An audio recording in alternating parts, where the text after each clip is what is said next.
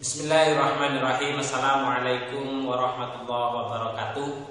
Alhamdulillah, segala puji bagi Allah yang telah memberikan kekuatan kepada kita sehingga kita bisa berkumpul kembali untuk melanjutkan kajian kita, yaitu kitab Safinatun Najah, yang pada pertemuan kali ini kita sudah sampai pada bab tentang paling sedikitnya mengubur mayit. Paling sedikitnya mengubur mayit, maksudnya dalam kajian kuburan itu sekiranya berapa dalamnya yang paling sedikit untuk digali. Salat serta salam semoga tetap tercurahkan kepada junjungan kita Nabi besar Muhammad Shallallahu Alaihi Wasallam yang telah mengajarkan kepada kita akan syariat Allah dan nikmatnya Islam. Baiklah para hadirin pemirsa dimanapun Anda berada, langsung saja kita awali kajian kitab Safinatun Najah ini dengan bacaan surat Al-Fatihah agar apa yang kita peroleh dijadikan oleh Allah sebagai ilmu yang bermanfaat fid din wad dunya wal akhirah. Sayyidina Rasulullah sallallahu alaihi wasallam sallallahu alaihi hadzal kitab Al-Fatihah. Bismillahirrahmanirrahim. Alhamdulillahirabbil alamin arrahmanirrahim maliki yaumiddin iyyaka na'budu wa iyyaka nasta'in ihdinas siratal mustaqim siratal ladzina an'amta 'alaihim ghairil maghdubi 'alaihim waladdallin. Amin. Bismillahirrahmanirrahim. Wa qad qala al-musannifu rahimahullahu ta'ala wa nafa'ana bihi wa bi 'ulumihi fid dharaini amin amin ya rabbal alamin. Faslun utawi iki iku ana fasal suwiji. Aqallut dafni utawi luwe kidike mendem mayit maksudnya iku hafratun sak kedhuk taktumu kang bisa nutup apa hafra raihatahu ing ambune mayit watahrusuhu lakan bisa njaga apa hafra minas sibai kang iso njaga apa hafra ing mayit minas sibai saking satu gala atau hewan buas. Wa akmaluhu utawi sampurnane dafnu iku qaimatan sak pengadeg wabas totan lan sak pengawe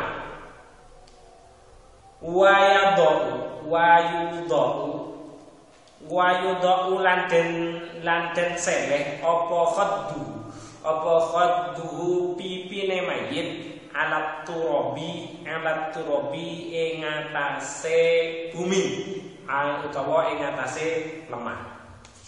Baik, itulah tadi redaksi dari kitab Safinatun Najah yang menjelaskan tentang kedalaman galian untuk mengubur mayit.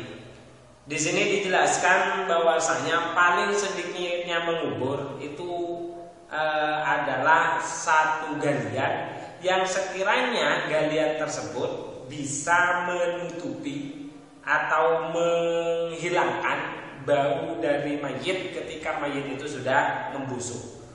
Dan bisa, catatan yang kedua adalah dan galian tersebut harus bisa melindungi si mayit dari hewan buas. Jadi ketika hewan buas itu menggali kuburan tersebut, sekiranya itu tidak sampai menyentuh kepada mayit. Sementara kalau paling sempurnanya itu adalah komatun, jadi satu berdirinya orang, wabastotan dan sak pengawe itu satu gini itu sak pengawe. Jadi perkiraan sekitar 2 meter lah kalau mau diukur sekarang itu sekitar 2 meter. Lalu pada saat proses menaruh mayit hendaknya mayit itu ditaruh di bumi. Yang ditaruh di bumi itu adalah pipinya. Jadi ketika dia dibungkus menggunakan kain kafan, maka kain kafannya itu harus dibuka karena syaratnya itu pipinya itu harus menyentuh kepada bumi.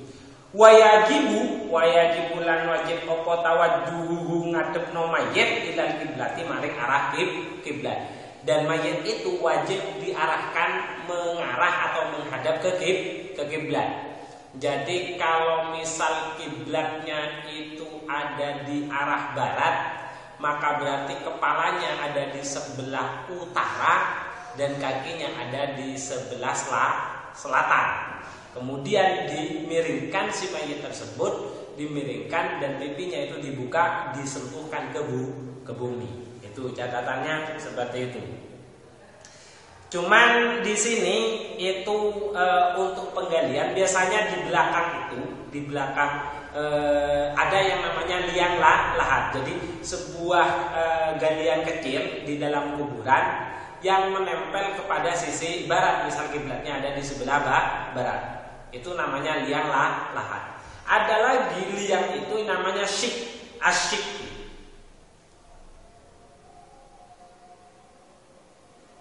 Kalau syik itu adalah yang berada di tengah.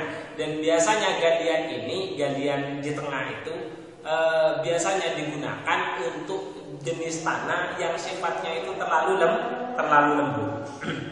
Terlalu lembut.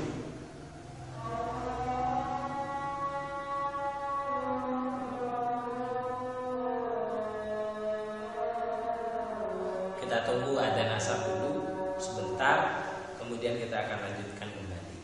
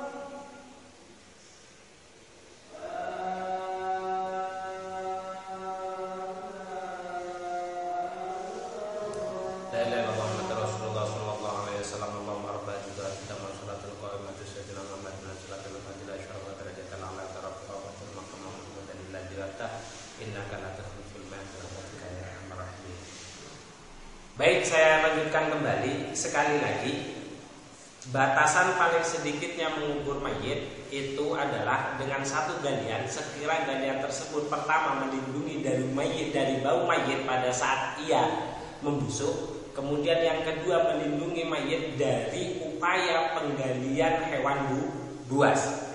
Itu sempurnanya itu adalah sekitar 2 meter. Sempurnanya itu adalah sekitar 1 meter. Kemudian mayit itu ditaruh di bumi dalam posisi pipi itu terbuka, pipi terbuka, dan ia dimiringkan ke sebelah sisi kanan. Dimiringkan ke sebelah sisi kanan. Pipi itu terbuka, ditempelkan ke bumi, dan posisinya itu dimiringkan ke pastikan lambung yang sebelah perut yang sebelah kanan itu menempel ke dimiringkan ke sisi barat, atau lambung yang dimiringkan ke lambung yang sebelah kanan itu. Terus kemudian pada proses pengkuburan itu kan orang mati kan tidak jelas, maka pada proses pengkuburan itu sebisa mungkin jangan dilakukan pada waktu malam hari karena khilaf para ulama.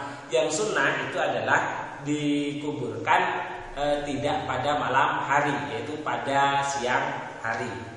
Dan lagi catatan yang kedua itu adalah ketika yang meninggal orang itu kafir. Kalau orang kafir itu bagaimana? Yang meninggal itu orang kafir itu tetap dihadapkan ke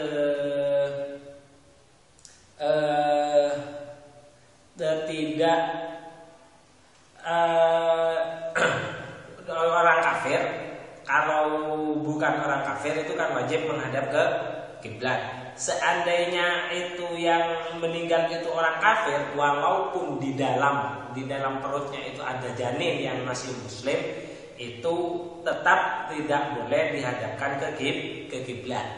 Jadi kalau khusus orang yang kafiroh atau orang perempuan yang kafir, walaupun di dalamnya itu terdapat janin yang itu sudah dihukumi muslim dalam agama kita, tetap tidak diperbolehkan untuk dihadapkan ke kiblat. Cuman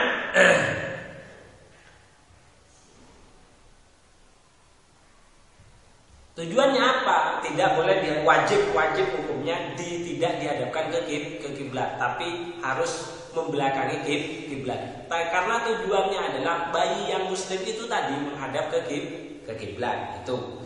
Dan orang yang seperti ini liyakuna anjan mustaqbilan kiblat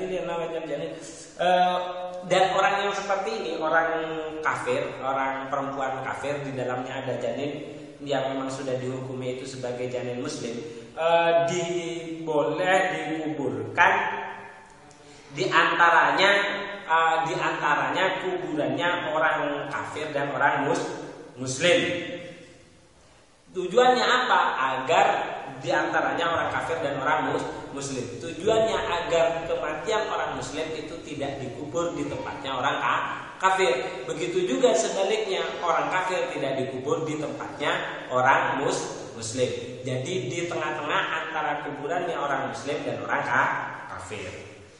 Baik, mungkin sampai di sini dulu penjelasan yang bisa saya sampaikan terkait dengan hal-hal masalah penguburan mayit. Kurang lebihnya saya mohon maaf. Kita akhiri dengan bacaan suratul Fatihah agar apa yang kita pelajari pada pertemuan kali ini dicatat oleh Allah sebagai amal akhir ala dini awala kulli al-Fatihah. A'udzubillahi minasyaitonirrajim. Bismillahirrahmanirrahim. Alhamdulillahirabbil alamin arrahmanirrahim maliki yaumiddin.